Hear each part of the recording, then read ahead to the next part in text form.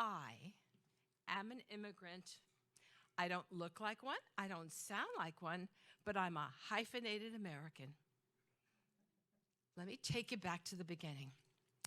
I was born on a small island in the middle of the Aegean Sea. There are 33 islands called the Cyclades, and there's an island called Paros. In a little white sugar-cubed house, you've seen those posters, those houses in Paros, they look like little sugar cubes. I was born in a house, and at the age of 2.5, is it too high? At the age of 2.5, I left my island under protest. I remember, you're laughing, I remember the day as though it was yesterday. Let me explain. On this island, I call it an island of grandmothers, of yayas. We were talking about grandmothers before. On every little whitewashed house and every stoop, there was a yaya, a grandmother. And I thought they were all mine. Takes a village. I would be hiding behind a geranium plant, eavesdropping. The ladies, the yayas would sit, they'd be knitting, someone would be crocheting, somebody else would be snapping string beans, they were talking, gossiping. And where was I? Hiding behind a geranium bush, eavesdropping. People ask me, Barbara, when did you start telling stories? The question should be, when did I start listening? And I say I was listening in utero. I had my ear to the navel. When I came out, I said, what the hell's going on here? And I've been saying that ever since. But anyway, so I was born on this little island of grandmother at the age of 2.5. I smelled trouble in the air. My father had come to America. In the old days, he was, quote, jumping ship. I'm all over the place with this story because I can't decide whether I should tell you my father's story, my story, but it's all connected. My father jumped ship. How many of you know what that means, jumping ship? Back in the day, my father was a merchant marine. He'd come to New York, he'd sign off, and he'd promise the captain he would come back. He'd get out of the ship, take the train all the way to Astoria, to the BB, second stop on the train into Astoria, go downstairs and jump into the BB restaurant and work. Didn't go back to the ship. He'd be in the kitchen washing dishes, and they'd come in. Anastasios Gligora, immigration's coming in the front door. He'd go out the back, up the staircase, back, take a ship back to Greece. And eventually he went back, and he came back. When he was sponsored, he came back legally. My mother, the checks would come from the United States, and then they'd say, oh, the Americana. They called her the Americana. But anyway, so the day I knew there was something going on. My mother was sad all the time. But the day we left the island, we left the house, everybody was lining the streets and everyone was crying. There was a donkey. My mother was sitting on a donkey and holding me. My sister Calypso was sitting on a donkey with another grandmother. And then there were people, everyone was crying. My brother Yanni, who was 10, was walking. And we walked 8 miles to the port of Barkia, the donkey and a caravan with all kinds of things loaded. We were taking a ship to America. I didn't know why everyone was crying.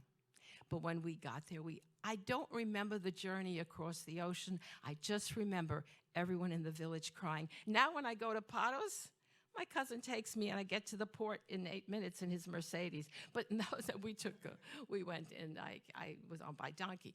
Well, so there was this little 2.5-year-old, and you will not believe where the ship came in. We came on a ship across the ocean. The ship docked in Hoboken, New Jersey. I know, I get a laugh when I say Hoboken. But I came off the ship, and coming towards me was my father, because he left my mother pregnant with me, and then he came legally, and then he sent for us. So I didn't meet my father. His picture was hanging on the wall. When I met my father, he was wearing a fedora hat, and I walked him, and there he was. And then I was whisked away from Hoboken, New Jersey, to Flatbush, Brooklyn, which is why I talk the way I talk. In Flatbush, Brooklyn, there were no yayas on the stoops, but there were boobies. We moved to a Jewish neighborhood. And there I was, a little Greek girl. So when I was registered in school, I went into the first grade, PS 208 on Avenue D, right near Utica Avenue, and I'm sitting there because I was very outspoken and very jolly to begin with. So the teacher is taking the roll call, and she's going down the list of all my, there was Paul Cohn and Lara Lee Horowitz and Abramovitz, and she was going down the list, and then she stopped. She looked, she said, "Who's Barbara?" Barbara. How do you say that name? My name started with an A. It looked like the alphabet. It was very long. It ended in SOS. She needed help. I said, Arianoutsos. Barbara? I said, yes. Are you Greek? I said, yes. Children, Barbara's Greek. Isn't that wonderful? Stand up and tell us about yourself. Well, you know what? I loved an audience even then. So I stood up, and ladies and gentlemen, what story did I tell them? People ask me, how do you remember? You were 2.5 when you left the island. I'm obsessed with timelines. 2.5, 5, 6, I'm in school. What story did I tell? I told the story about leaving the village. My mother sitting on a donkey. I was on a donkey. I didn't know why everyone was crying or where we were going. And my sister was on another donkey. I had the same story. And I didn't know what I was doing. Well, the teacher thought it was great that I was, second grade. I didn't even wait for the teacher. When she was calling the roll call and she stopped, I just raised my hand. And she thought it was wonderful too. Round about the 4th grade, I figured it out. Oh, I forgot to tell you the saddest part of the story. Shortly after we got here, my mother gave birth to another child, and she passed away in childbirth. My sister, Margarita, lived, but my mother died.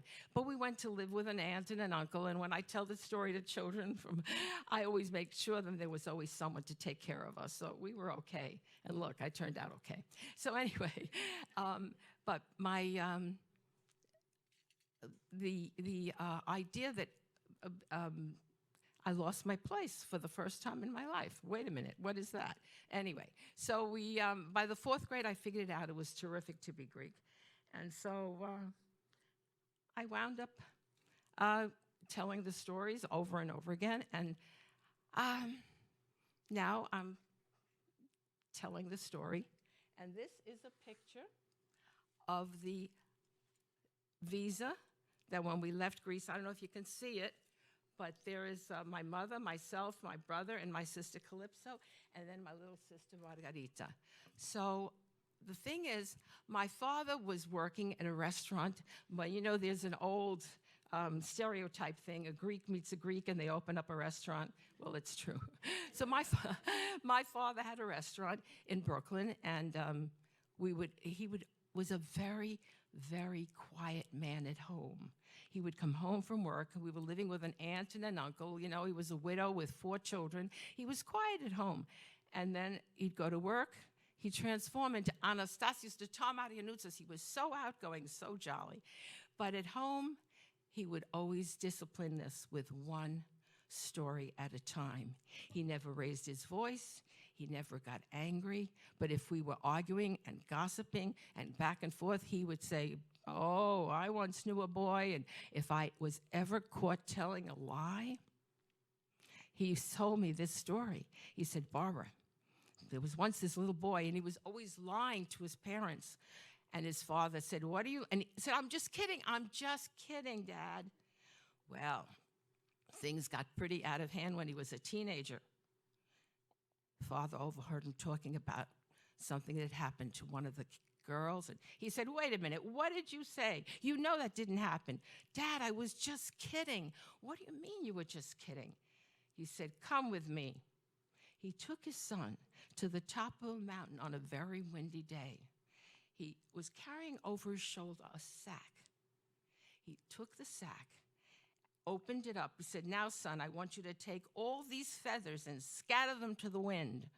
Oh, the boy thought that was great. It was a very windy day. He scattered the feathers all the way up, and the feathers were floating around, and he spun around, and he looked, and it was so much fun as he watched the feathers going down into a stream.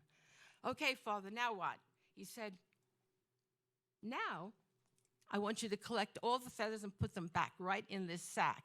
What? It can't be done, Father. It just can't be done. What do you mean? He said, you're right, son. Those feathers are like the words that have been coming out of your mouth lately. From now on, watch the words that come out of your mouth, because there's no calling them back. And the Greeks would end a story like that. For all that, I wasn't there, nor were you. And the people in the story, we're better off than they are. Or are we? You know what I'm doing here? Texting, right? And could Geronimo hand me the water?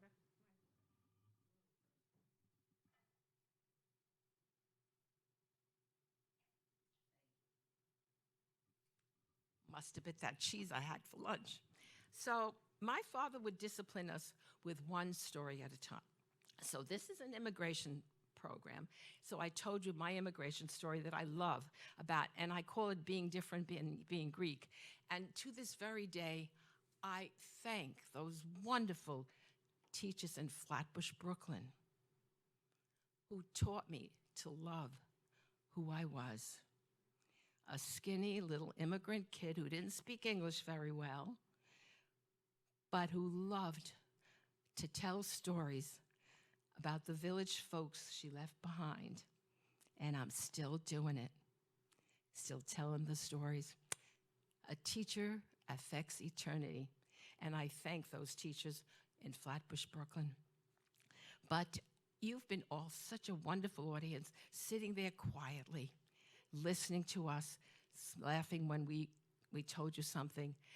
But just to change the subject, I worked for many, many years with immigrant children who were deaf, families in the Bronx at St. Joseph's School for the Deaf, and I learned to speak with my hands.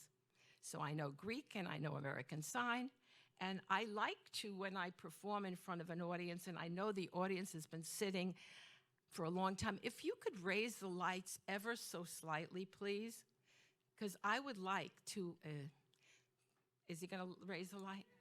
Okay, I have worked with different people, different groups, and I taught sign language for many years, and I worked with the Flushing Jewish Community Council Multicultural Committee, sharing my immigration story and telling you theirs, vice versa, the universal themes. We all tell the same stories. Every time I tell that story about being different, being Greek, and leaving the village, people come up to me afterwards. That happened. It's my story. So it's my story, your story, our stories. And we're all in the same boat. And just because I like to teach audiences, I'm going to ask you to do something with me. I'm going to, first of all, teach you, do I have at least 5 minutes? 1 minute? 1 minute. Okay, then we're going to do the way we're going to get through life with what's going on in the city, and I'm still so upset about the world, we all are, with what's going on. I'm going to teach you all, we're all going to sing a song. Teach your signs that. This is money. Honey, I'm asking you, how many of you, do you have a lot of money? Are you rich? Anybody rich? No. Look at my face. Money? No. You have a lot of money? No. Nothing money. Okay. All right, the song is, oh, we ain't got a barrel of money. I'm going to teach you one song. It's song. Oh, we ain't got a barrel of money. So all I need to show you is the sign for nothing money. Just follow me. Oh, we ain't, shake your head. Don't say, oh, we ain't got a barrel. Smile. It's not good. Oh, we ain't got a barrel of money. Stop. Maybe ragged. This is poor. You know when the sleeves are, baby, we're ragged and this is H funny. Okay, from the top. Oh, we ain't got a barrel of money. Maybe we're ragged and funny. But, now travel. This is V. Take the V, crooked, travel. We'll travel along, singing a song, side by side. And then I thought, wait a minute, it's not so. What does that really mean? Together. So we'll all travel on the channel. Okay, from the top. One more time. Oh, we ain't got a barrel of money. Maybe we're ragged and funny, but we'll travel along, singing a song, side by side. Thank you very much. And thank you, Angela, for everything. Sorry, Nessa wasn't here. Wonderful. Okay, bye-bye.